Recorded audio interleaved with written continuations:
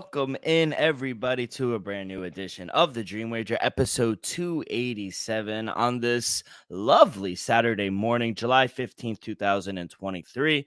As always, I'm your host, D-Rock, and joining me, as always, our NBA guru, partner in crime, Elvis Acosta. Elvis, how you doing today, kid? I'm doing great, Dill. Loaded show for you guys. I hope the listeners enjoy this one. Great one for you guys. We got everything covered for you. Dylan, let's start. Yes, sir. We got an awesome show for you guys, like Elvis said. It's a twofer. First one in the history of this show. We got two great interviews you guys can listen to on the podcast version when it drops. But we got our boy John Bollman. He'll be covering, first half thoughts, look ahead to the second half. And we got our good friend CT Betts covering the Patriots and the Bills a little later on in the show. But yeah, got a loaded show for you guys today. Let's get right into it. We were talking about getting deals done and everything. We were wondering when Quinnen Williams was going to get his deal done. It's always nice to get a deal done before filming Hard Knocks. They forced it down our throat. We'll take it, whatever. We want more cameras on us, but I'm actually very happy to see the Jets were able to secure Quinnen Williams yesterday. 4 years, 96 million, 66 of that 96 guaranteed. Now, Quinnen Williams is he's the first player that got a second contract by the organization since Muhammad Wilkerson back in 2011. So no Jet players selected from 2012 to 2018 had signed a second contract with them. But I'm glad they got it done. Glad there's no more disputes. He got paid, and he has the second biggest contract for defensive tackles behind the great Aaron Donald. What are your thoughts on the signing? Dill, it was a great signing. I think you had to get the deal done. Let's just say that you can't just let a talent like that walk out the door for nothing. Say if y'all would have got trade compensation, maybe a second round pick. First round pick is unrealistic, honestly. But he is first round talent. Still, I think you had to get it done. I think it's a great deal for both sides. Yeah, maybe the Jets overpaid him a little bit, but you had to secure a great player like that. So I think it was a move to be made, and I'm glad I got it done because if, say, for example, if he was going to hold out or possibly, you know, not be too enthusiastic in the start of the season just because he didn't get that deal done, I think the Jets would have. We wouldn't see the same defense we saw last season because that defense, still, I give credit, that was a top three defense. With Quentin Williams, it won't be that same defense we saw last year. Yeah, 100%. And we signed his brother as well, Quincy Williams, 3 years, 18 million. So we got the brothers. We signed them both in the offseason. They're going to be continue to play under the same defense. It was great. I thought it was good. I thought he had a great year. Obviously, his best year of his career so far. He had 35 tackles, 12 sacks, 2 forced fumbles. He assisted on 20 tackles as well. He had 2 fumble recoveries. So great season. He was all pro. He made a Pro Bowl last year. I agree. He got maybe we overpaid just a little, but I mean, Elvis, if we look at the defensive tackles that kind of signed in the offseason, Ed Oliver in the same division, he got 4 years, 68 million. Jamin Hardgrave from the Eagles, 4 years, 84 million. Dexter Lawrence right there in New York, 4 years, 90 million. Deron Payne from Washington, 4 years, 90 million. Jeffrey Simmons, 4 years, 94 million. Quinnen Williams, 4 years, 96. I would argue, a little bias aside, I think he might be either the best out of that group or maybe the second best. But we're seeing now. I like Yeah. Hargrove from Eagles. Yeah. Just because he had such a great season, and that whole front collectively, he could always be his one-on-one matchup. That's my thing. So Quentin Williams with the Jets, he will face much more double teams than Hargrove was. So that's why Hargrove will have possibly a little better numbers than Quentin Williams will have this season. But Quentin Williams is just a fucking animal. Yeah, and it's, I guess that's just the market now. The defensive tackles are getting paid really big and deservingly so. I think who's next? Maybe Chris Jones, Christian Watkins, DJ Reader. There are a couple more defensive tackles that could get paid very soon, but I'm happy they locked them up. I did hear some rumbles yesterday. Dalvin Cook followed everybody on the Jets. He followed everyone. That's good signs. I think, Brees Hall coming off of that ACL injury. He says he'll be ready for week 1, but we went through the schedule last week or last on Monday on the pod where they have a tough 4, 5, 6 games to open up the season. So bringing a guy, a healthy Dalvin Cook that kind of could take the load off of Breece Hall and Michael Carter Williams. I like that. I like that signing. I really hope they could get it done. I think everyone in the AFC East are interested. The Patriots, the Miami Dolphins as well. Where can you do you think first, not before, where do you see him going? Do you think he gets signed before the start of the camp? He has to, Dill. He has to. I wouldn't say necessarily the New York Jets sign him, but I think any team that's gonna start camping, like we're probably a little mediocre in the running back depth. Let's bring in a potential Pro Bowler and Dalvin Cook. So I definitely do see him getting signed before months end, Dylan. But the fact that we're mid July and he's still not signed to a team, that's is there a chance is damaged goods or something like that? I'm not sure because we saw what he was able to do last year, what he was able to lift, especially in the back half of the season, lift that Vikings offense. And we know what he's done in previous years. Though I still think he has a little bit left in the tank to have another season, possibly two. Is it the money? It might be the money deal. Maybe he's like, you know what? I want to get traded, but I also want an extension. Something like, we saw like with the Chargers, Austin Eckler. He deserves to get paid as well. And maybe Dalvin Cook wants a 3-4 year deal. Maybe teams not trying to do it. Maybe they're just trying to do a 1 or 2 year deal because that's all they need. They're looking at him like, yo, we need you to get over the hump. We're not trying to build around you. We just need you for 1 or 2 seasons and that's it. So I think that's what's going on, Dill. He has the talent. It's just where is he gonna go? I think he goes to Miami. If he goes to the Jets, go to the Jets. I think it'll be a great signing. But realistically, Dill, I think it's gonna be hard. And do y'all even got any fucking money left? Do you Oh yeah, we got money. My boy Woody Johnson, he's a billionaire with a B. My boy, he got money. Is a cap. I've said this to you off air. I don't even believe in the cap. There's so many ways. Look what the Bengals did with Joe Mixon yesterday. Just reverted his contract to make all of that money that he's supposed to guaranteed into a signing bonus. So there's ways to get around the cap. So if they really want it, but I agree, whoever does end up with Dalvin Cook, I think he could serve a lot of substantial yards and playing time for them. Look what he did last year with the Minnesota Vikings. So why does all these running backs, my question now is why all these running backs, why do they think they want Christian McCaffrey money? Like, who do they think? Like, Dalvin Cook's good, but you ain't CR7. You ain't my boy Christian McCaffrey. So I don't know. Even my boy Zeke. Like, I was wrong. I thought he would have been signed by now, but I gotta tell you, this is to my point though. Look at Dalvin Cook; he's way better than Zeke, right? And he's still not even signed. Maybe it's just the running backs, or we've seen them; they just don't last in the league. So we'll talk about Saquon in a minute, but I mean, why do these running backs think? You're muted. Why do they think that they had these 2-3 years? Why do they think they deserve all this money, Elvis? One, I think they're trying to reset the running back market because we understand that the running back market is underappreciated, if you could say. We saw a couple bad contracts, especially that Zeke Elliott contract. He became the highest paid running back in NFL history and literally had his 3 worst seasons of his career in consecutive seasons still. So maybe that's drawing a lot of pushback from these GMs and owners. Like, how did this team make a player the highest running back in NFL history, and then he right after they give him that contract, he has his 3 years of his career, 3 worst years of his career. So maybe teams are hesitant to give a running back like Saquon, like Dalvin Cook, Austin Eckler, 3-4 year extension at $10 to $15 million a year because they saw what just happened with the Cowboys and Zeke Elliott, like you just alluded to. They waived him and he's still yet not signed. There's a small chance he might not get signed at all, Bill. And then I think that's what's going on right now. No team is trying to pay a running back X amount of dollars just so they don't get stuck with him. Cowboys was just stuck with Zeke for 2 years too much. Yeah. Just because they paid him. So I think they're trying to reset the running back market to under $10 million in just straight 1 to 2 year deals, or franchise tag like we saw Giants did with Saquon.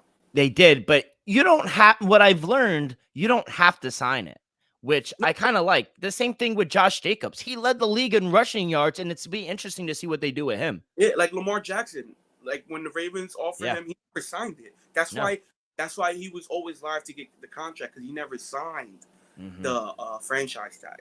100%. And, I agree. I think they should reset the market because I don't think they're worth.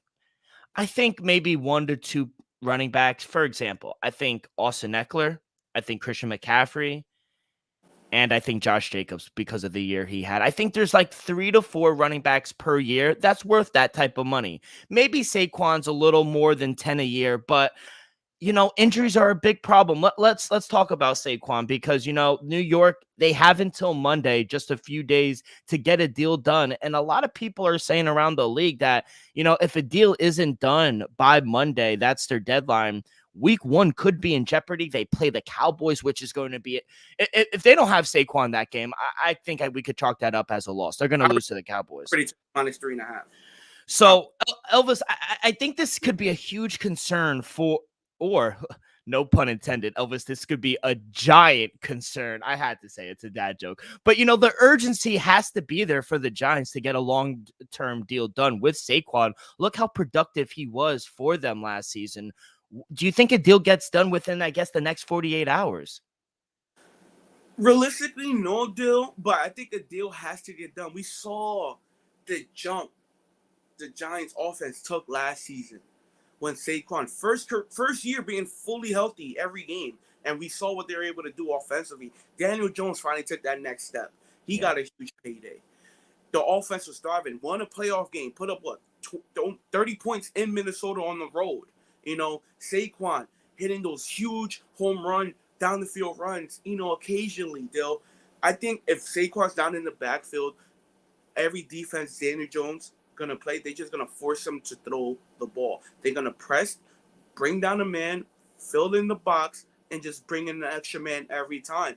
Because if you're gonna have Saquon back there, I'm not scared of your running back. Maybe he could break out for one, but Saquon, we know Saquon is a home run hitter, game in, game out. He can always hurt you for one. Whatever running back they're gonna have out there, it won't be as the defense won't be as frightened if Saquon's not in the lineup. So if I'm on the other side defensively, I'm forcing Daniel Jones to beat me. Yeah, and I think we could see maybe Daniel Jones even kind of regress if we don't get a deal done. We're gonna see the turnovers again. We're gonna see all those turnovers again, Dill. And that was the catch-22 this offseason. Who do you take care of, Daniel Jones or Saquon Barkley? A lot of people said Saquon, and a lot of people said you always have to take care of the quarterback. You gave him the $40 million, which he had one good year. I don't know if he's worth $40 million, but that's beside the point. But I don't know. It's very interesting to see what they do. And I think it's prevalent to have a good running game. Look at Jimmy G. I brought up Josh Jacobs real quick, and I just want to talk about this. Look how good Jimmy G was when he had a productive run game. Now, if they don't get a deal done with Josh Jacobs, Jimmy G, I'm already iffy about the Las Vegas Raiders. Now, if they don't have the best or one of the best running backs in the league, we could see Jimmy G actually struggle. I know they have McDaniel, but I don't know. I think it's prevalent to get a deal done with these running backs, especially for quarterbacks who need a good run game like Jimmy G. Dill, Josh, this one I'm scratching my head on just because this guy led the league in rushing. He won. I could single count of at least 4 games. He single-handedly won. Easy. Remember that huge overtime game? He had like 200-something total yards, and he ran like 70 yards for the win. Like, he single-handedly, led ya. So this one's just, a head scratcher to me. I understand Saquon just because of injury history, so that one I understand a little bit. He deserves to get paid. But Josh Jacobs, past 3 seasons, he's been healthy. He's been a top 5 running back his whole career. Since he came in the league, he's been top 5-ish. And then last year, he was the best running back. No ifs, ands, or buts. Led the league in yards. So this one's a head scratcher to me. The only thing I could honestly think of, Dill, is the Cowboys with Ezekiel Elliott, Dill. Remember, they were paying Ezekiel Elliott $15 million a season, Dill, to average 56 yards a game. So that has to be it. That's what's got to be sticking in the back of these owners' mind. The Cowboys paid Ezekiel Elliott $15 million a season to average 50-something yards a game, and that's it. There's no ifs, ands, and that's what happened. So maybe they're looking at, oh, these running backs only go for all these yards when they're playing for a contract. Sooner they get paid, they get lazy.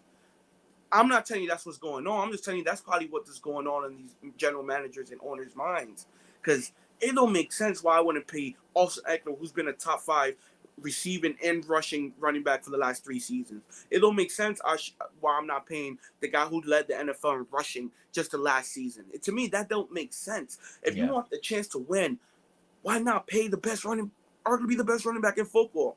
He just led the NFL in rushing. He played all 17 games. He was hurt and still played, and you're not gonna repay that man. I felt that, and it's not like he's gonna drop off and just go from leading. He's young to like the 15th running back in the league. He's still gonna be top 5. Shit, I'd give him a shot to running back and win another rushing title. Wow. Yeah, I felt that. That was you were passionate about that one, because I agree. That just doesn't make sense, that one. Some of them I understand with Zeke, a little biased. I'm an Ohio State guy. I agree. The contract was bad. Everyone knew it.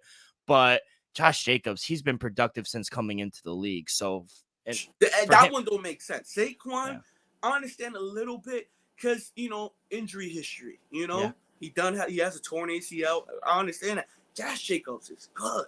Yeah. My man has no surgeries, no nothing, and he can't get a 4-year, $45 million deal.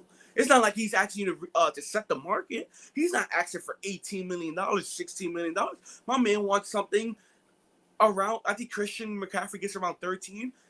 I think Jacob deserves at least 12. Yeah, I agree. 12. Yeah, he deserves top 5 running back money. That's without question. 3 years, $36 million. Go get it done.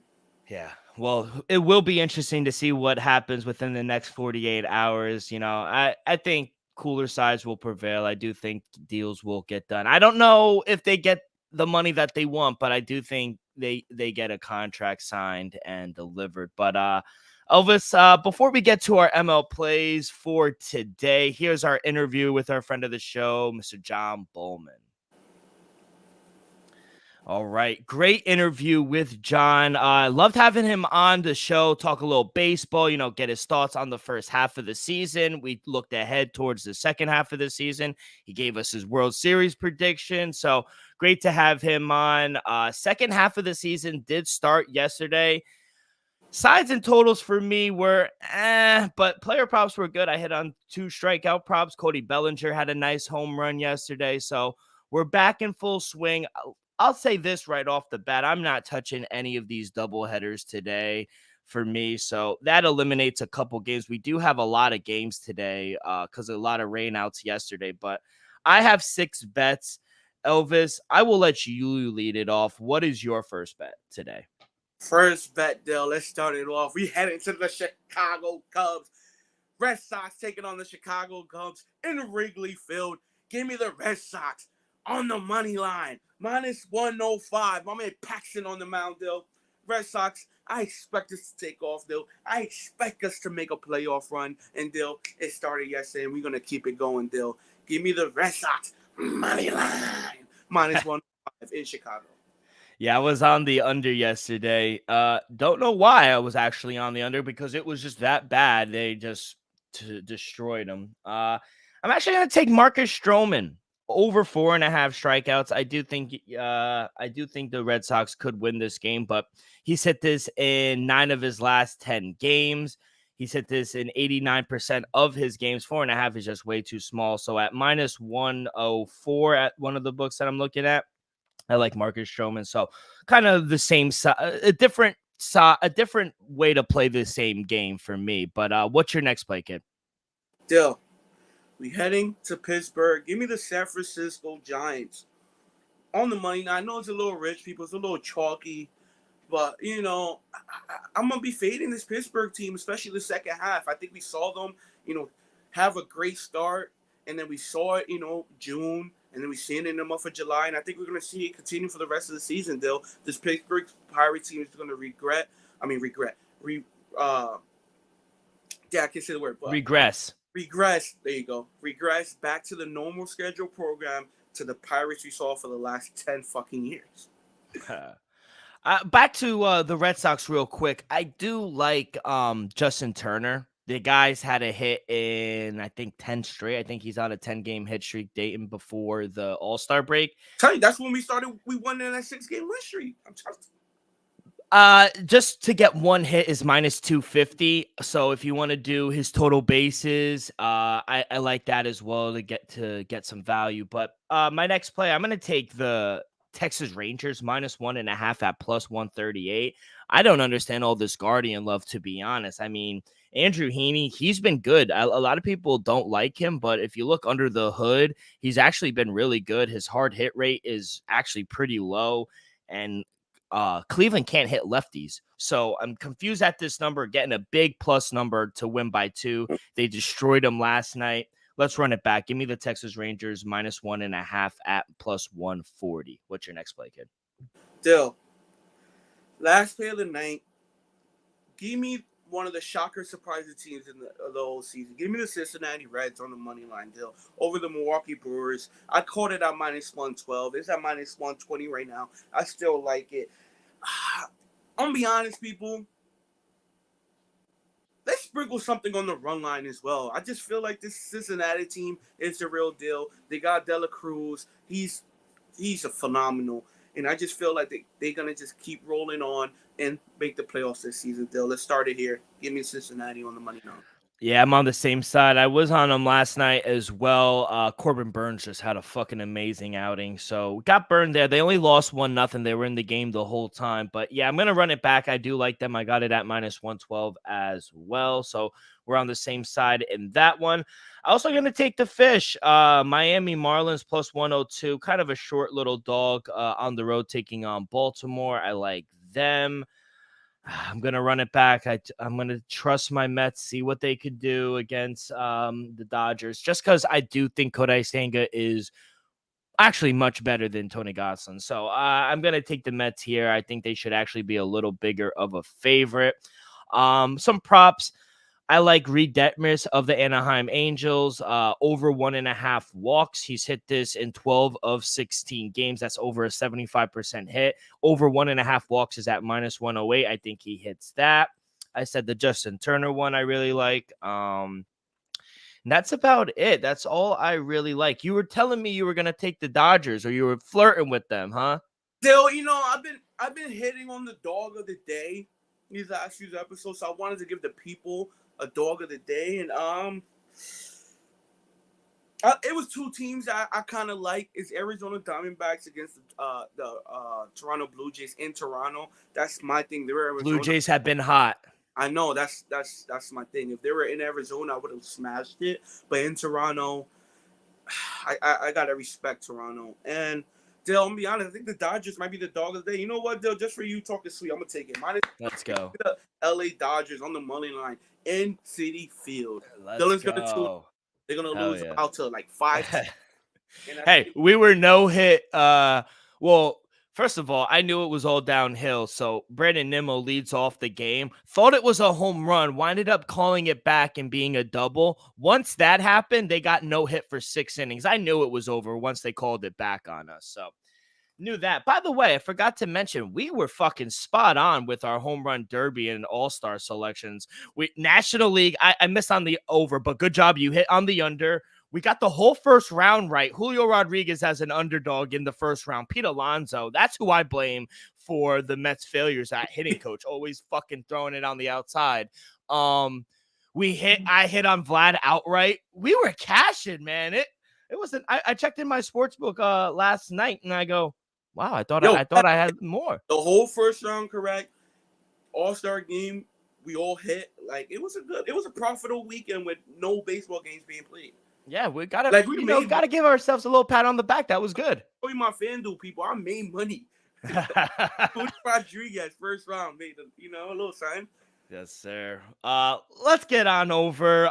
Before we get to our continue our NFL two a days, let me tell you guys about our provided sponsor today. We are brought to you by Viva Tequila Seltzer, the most refreshing hard seltzer on the market, hands down. There's no wonder why Viva was voted number one hard seltzer in the world by San Francisco World Spirit Competition. With only 88 calories, zero carbs, zero sugar, and a light 4.5 ABV, Viva is the perfect drink for your post-game celebrations, as it was created with that active lifestyle in mind.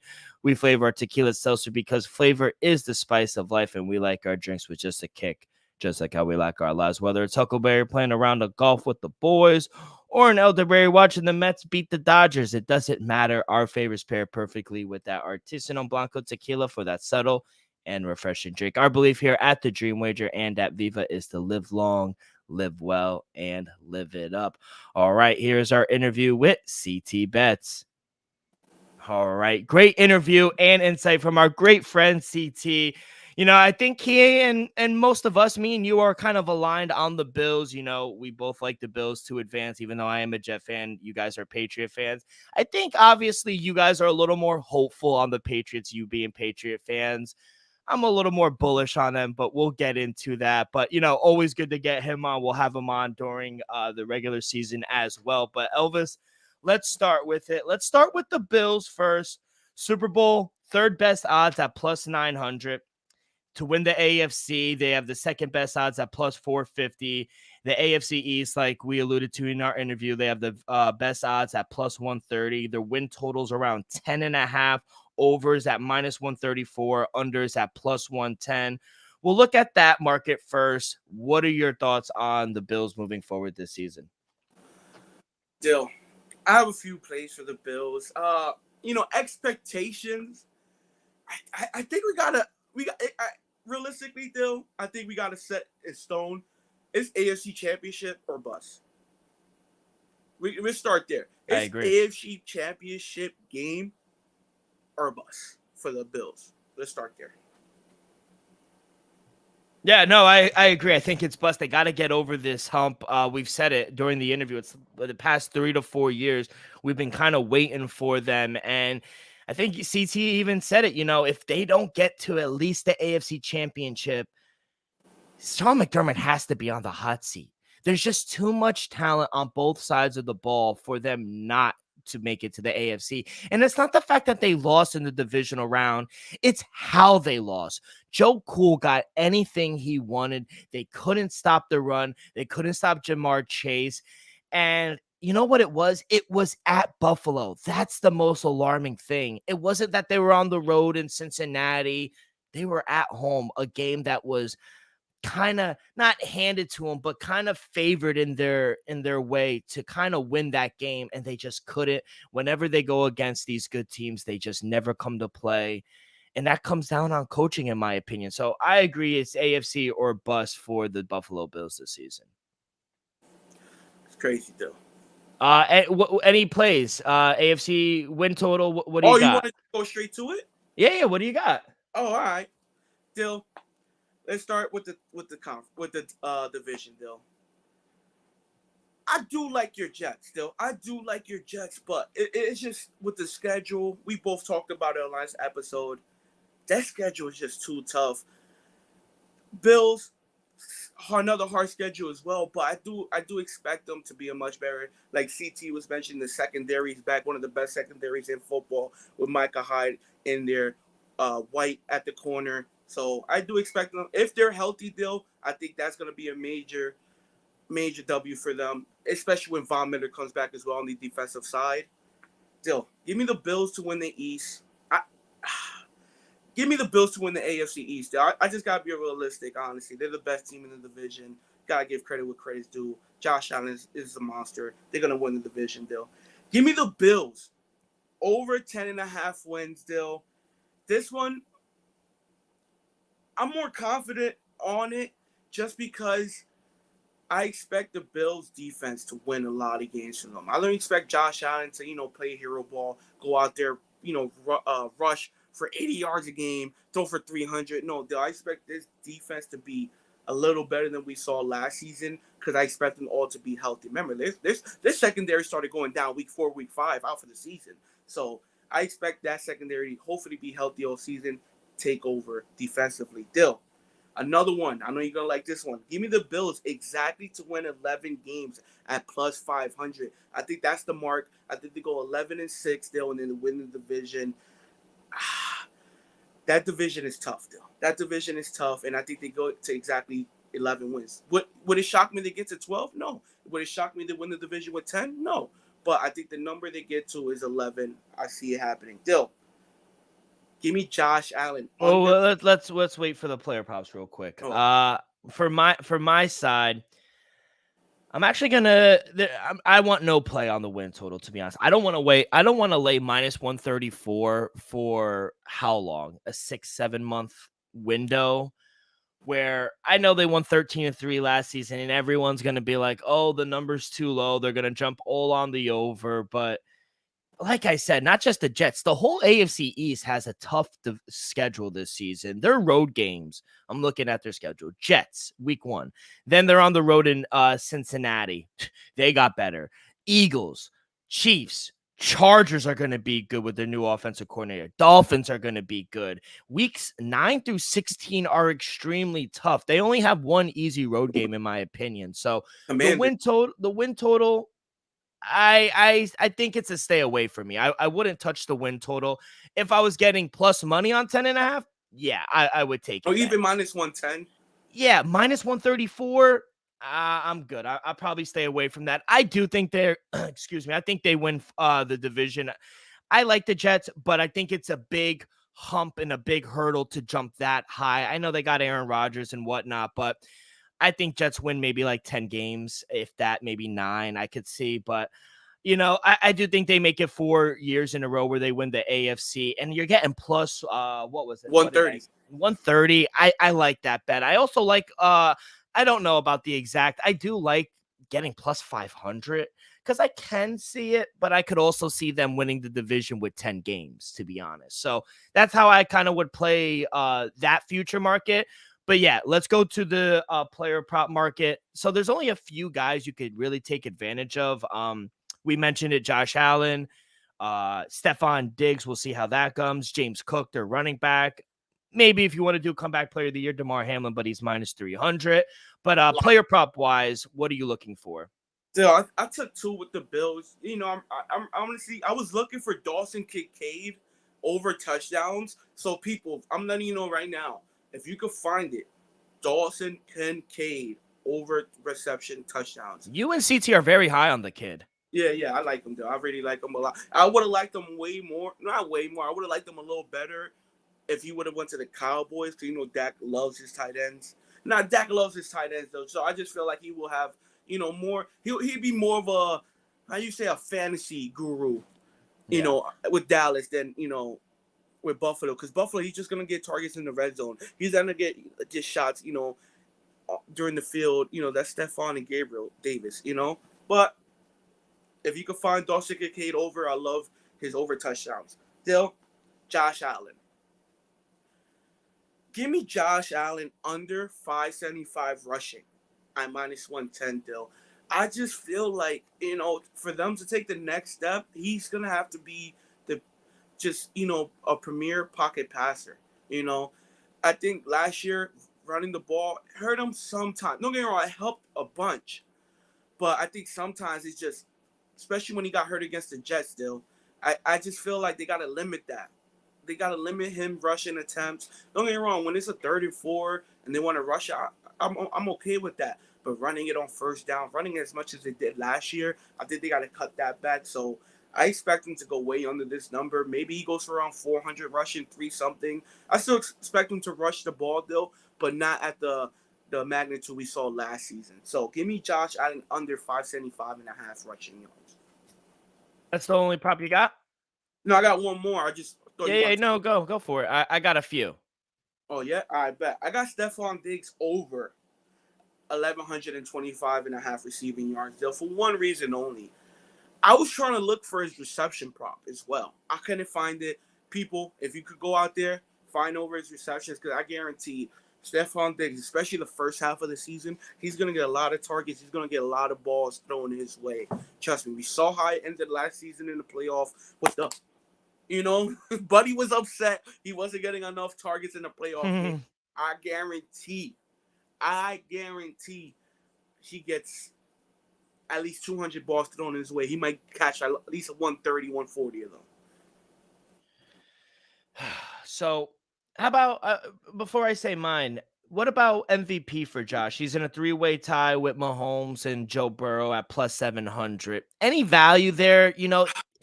He does need to take that next step for them to get over the hump. So I think there is value there. I wouldn't do it. To me, there's no value there just because I already have my MVP picked. Oh, so wait. Okay. Perfect. Yeah. So okay, we'll wait then. Yeah, exactly. I'll name the MVP of the 2023 NFL season when we have that team's two-a-day. Okay. So I actually disagree on the rushing prop. I like the over 575.5. He rushed for 762 last season. And I agree. Once Dable got away, Sean McDermott wanted to run the ball more, but less with Josh Allen. Because, he does get hurt sometimes. But look at 2021. I know it's a different regime, but he rushed for 763 yards. Then in 2020, he rushed for 421. Then in 2019, he rushed for 510. And then his rookie season, he rushed for over 630 yards. So he's hit this in 3 of his 5 years in the league. I agree. I think he will run less, but he's just so explosive. And sometimes when pass plays just aren't open, he's going to tuck it and run. He's an athlete. I think he is there. And especially down in the red zone, there are designed quarterback runs, just like we see with Lamar. I think he's going to get it. I do like that. Yeah, the red zone, I ain't too concerned about because those are going to be 3 to 5, 6 yard runs. It's just, scanning the field, nobody's open. Let me just, tuck it and run for the first down. I think those you're going to see a lot less of. I like his over passing touchdowns as well. Over 31.5. He had 35 last year. And if you look at all of his seasons, he had 35 last year. He had 36 in 2021. He had 37 in 2020. He had 20 in 2019 and 8 and 11 in 2018. He's hit this number in 3 straight seasons. And we expect the Bills to be extremely pass heavy. That's when they're most effective. I think he's going to have over 30. That number seems very small. So going to go over 31.5 passing touchdowns. Going to stay away from the passing yards. Excuse me, 4,200 seems about right to me, to be honest. He should go for around 42 to 4,400, somewhere around there, but I'm not gonna bet it. That's his range. Last year he threw for 4,283. 2021, he threw for 4,407 yards. 2020 threw for 4,500, but then his first 2 years was around 2,000 to 3,000. So he's hit this number in 3 straight. I don't know. The number seems about high. I could see him hitting 4,100, 4,000. It wouldn't surprise me if he did go over it, to be honest, but he barely got over it last season. He was dealing with an injury, so I'm going to stay away from that, but I do like that. I do like Stephon Diggs as well over his receiving yards. I didn't find a receiving prop how many receptions he would get. Yeah, I don't know why. The market last year they had it. Yeah, the market last year was everywhere. Like, some teams don't have specialties. Some of these players, like Dawson Kincaid, to me, I'm high on him. CT's high on. He should be able to be betted on. You got to check all your books because the one that I'm checking is different than obviously a lot of others. So his receiving touchdown is at 8.5. Damn, that's high. I thought it would have been like 5.5, 6. Oh no, you're talking about Diggs, right? Yeah, Stephon Diggs. Oh, I thought you were talking about Dawson Kincaid. No. That's extremely high. I would have hit the under. Yeah. I can see Stephon Diggs get 9 touchdowns though. I see him get 10. Honestly, I wouldn't shock me gets to double digits. And I like James Cook over 3.5 rushing yards at plus money. 3.5 what? Rushing touchdowns. Oh, okay. You said rushing yard. I said rushing yards, right? Yeah. That's what. Sorry, I was like, does he mean like? Yeah, no, dyslexic. I apologize. No, rushing touchdowns over 3.5 at the goal line. If you want to get away like they want to do and stop running it with Josh Allen, give it to your running back one. Give it. And to we James saw Cook. him at great success last season. He kind of took off, Towards Singletary. the back half of the Yeah, season. Singletary started the year, and then last 4 or 5 weeks, Cook took over, became Yeah. number one. He had 2 last season. Maybe that is why it's at 3.5. But Yeah, but he didn't start yeah, that's the thing. He didn't start last season, and unless he's running back 2 on the depth chart. That's the only reason. he's number 1. Damian Harris is number 2. Your boy from the Patriots. They So signed I him. guess the sports book are probably thinking that Damian Harris is going to be the third down / goal line back, and then Cook is going to be the first and second down back. Or just because maybe they're so pass heavy, they don't even expect him to get the ball that much. And James Cook is a great receiving running back as well. So at plus money, I put a little pizza bet on that. But I like a few player props for the Bills a little more than I do like their Super Bowl or AFC kind of odds. But let's get on over to your Patriots. Super Bowl 55-1 to win the AFC. They're 30-1 to win the AFC East. They have the 4th best odds at plus 750, and their win totals at 7.5. You could get even money plus money on the over unders at minus 122. CT's on the over. He thinks they could win 8 games. Bill Belichick could steer them. They won 8 games last season. I don't understand why they can't. Elvis, are you on the same side over 7.5? People, I'm telling you right now, smash. If you have the capital to wait till January, mid-January for your money, put it in now, people. We're gonna be better defensively, offensively. I'm not saying my man Bill O'Brien is a godsend, but all I'm saying is he's 10 times better than what we had last year calling the plays offensively.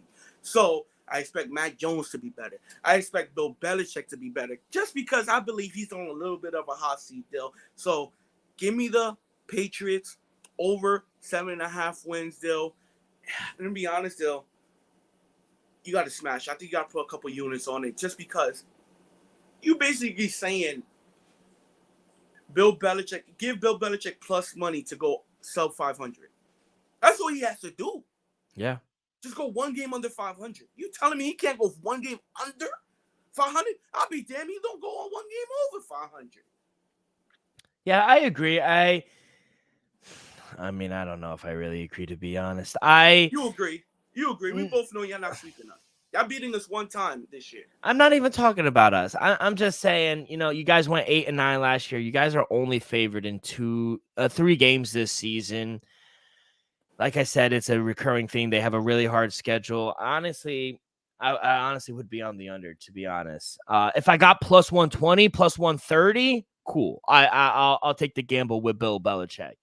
But I do think, like you and me and CT were talking about, if they win 5-6 games, he is on the hot seat. We've heard about it. CT's plugged into the New England area. He has people telling him that Robert Kraft is not afraid to tell him to hit the road.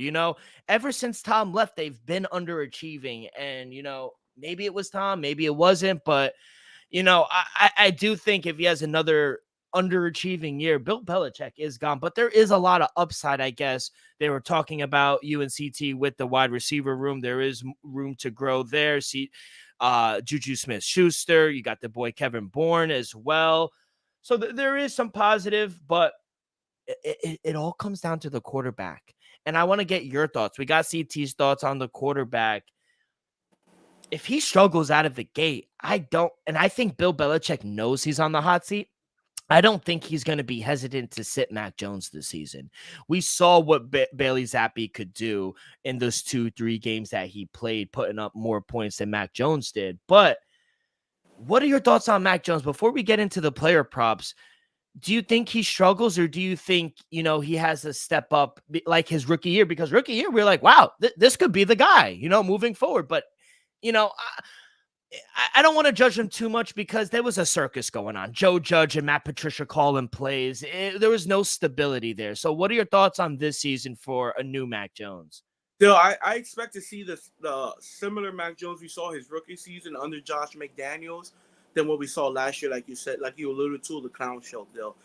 You can't have a defensive coordinator and then Joe Judge out of everybody calling fucking offensive plays. Like realistically, like that's a fireable offense. Still, it's not even funny. If it wasn't Bill Belichick, he probably would have gotten fired. Yeah, exactly. So now that we got a real offensive coordinator in, like I said, it's not like he's heaven sent. All I'm saying is he's 10 times better than what we had last year. So I expect Mac Jones to be much better than what we saw last year. I expect them to be less frustrated. I expected the offense to be easily ran. I expect way more motions. I expect more tight end plays. Because remember, like CT said, though, when Bill O'Brien was the last coordinator, we had Aaron Hernandez and Gronk Gronkowski, two best tight end duo in the NFL, probably the NFL history has ever seen. So I think we avert to something like that. I'm not saying we're going to have Gronk and Aaron, type production coming out the tight end position. All I'm saying is I do expect the offense to flow just a little better. Well, not a little, much better under Bill O'Brien. And I expect Mac Jones to take that next level and see what we saw his rookie season, not much so what we saw last season.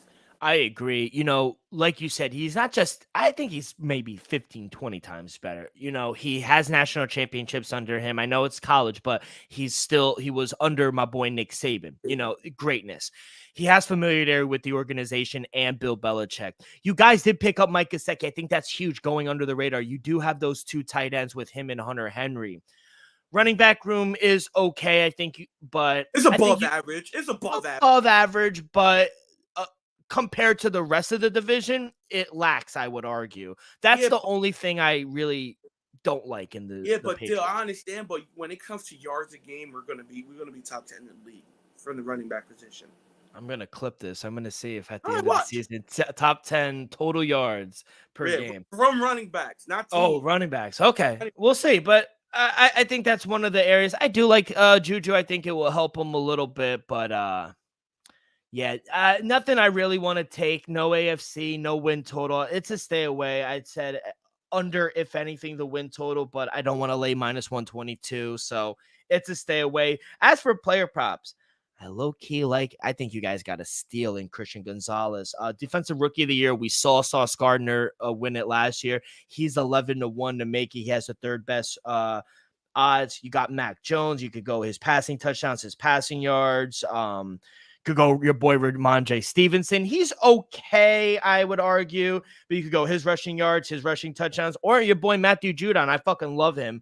His sacks is at 9.5 over. Oh no, it's at 11.5. Excuse me, 11.5. Over is at minus 102. My under is minus 126. What are you looking for player prop wise? Dill, I took Mac Jones over 19.5 touchdowns at minus 110. Dill, I think that's the number is too short. I expect him to exceed this number by at least 5 to 8 touchdowns. Shit, he might go for 30. I ain't even gonna hold you, Dill. Like I said, under Bill O'Brien, I expect his offense to flourish much, much better. I expect them to take more down the field shots. Last year, everything was just dink and dunks to the running backs, to the tight end. Everything was, 5 yards, 10 yards under. Now, but Billy, I call him Billy.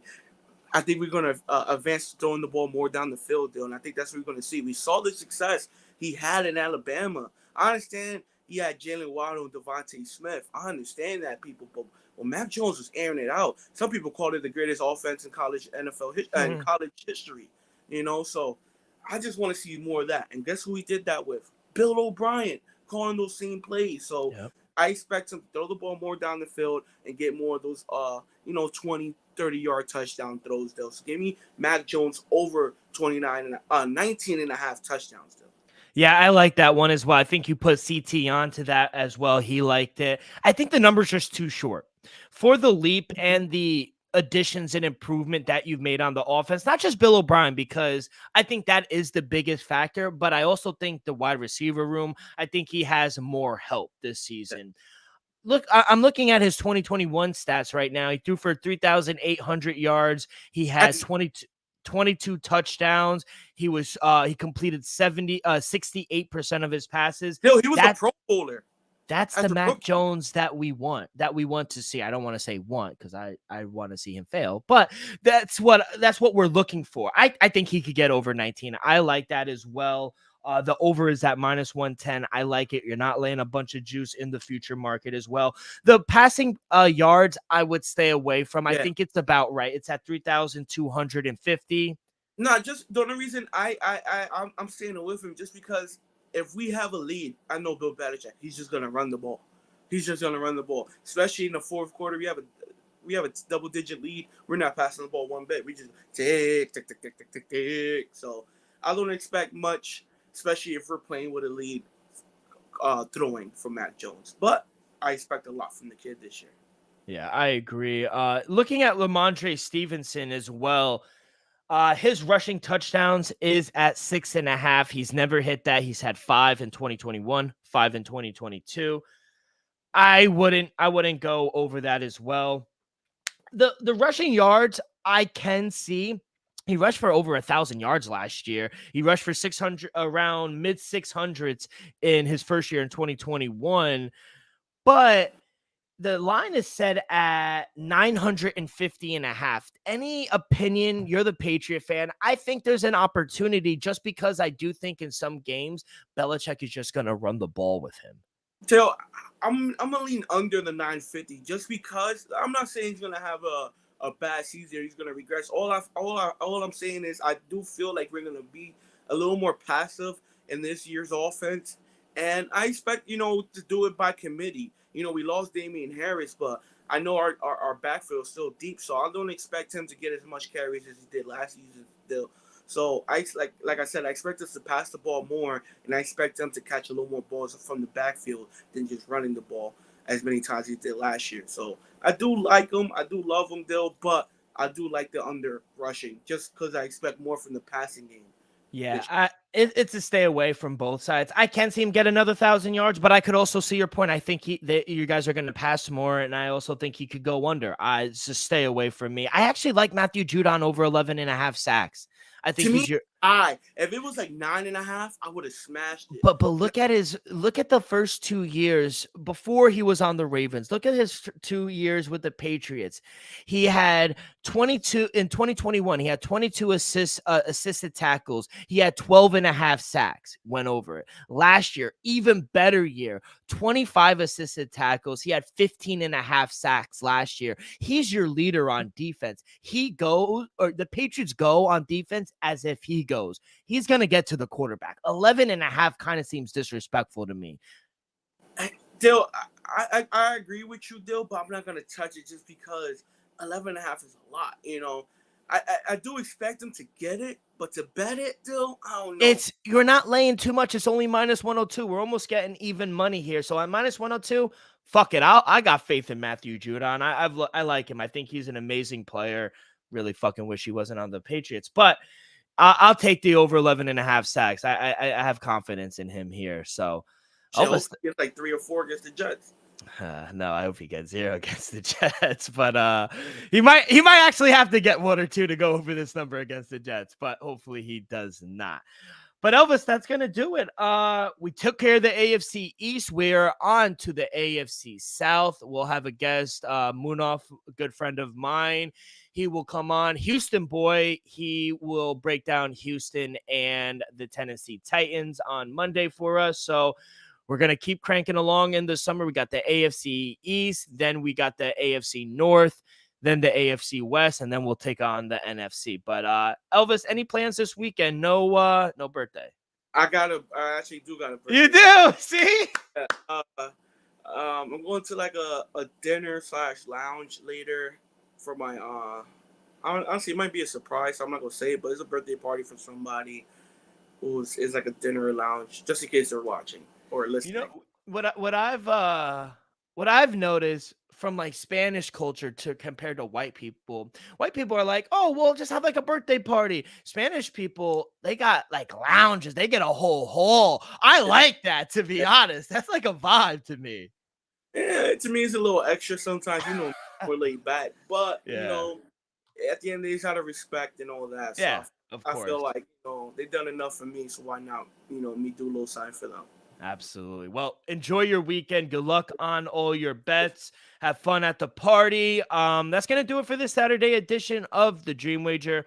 On behalf of our sponsor, Viva Tequila, Elvis, thank you to John Bollman. Thank you to Chris Thurston, CT, myself. We'll see you guys in a few days. So please follow along our social media, Twitter and Instagram at The Dream Wager. You can find all of our episodes wherever you listen to podcasts, Apple Podcasts, Spotify, Stitcher. We go live on YouTube every Monday and Saturday, youtube.com/The Dream Wager. Rate, subscribe, give us a review. Literally takes 5 seconds. So all that good stuff really helps the show grow tremendously. So be a friend, tell a friend. Everyone have a great few days. Good luck on your wagers. Be safe, be well. We'll see you guys down the road. Peace.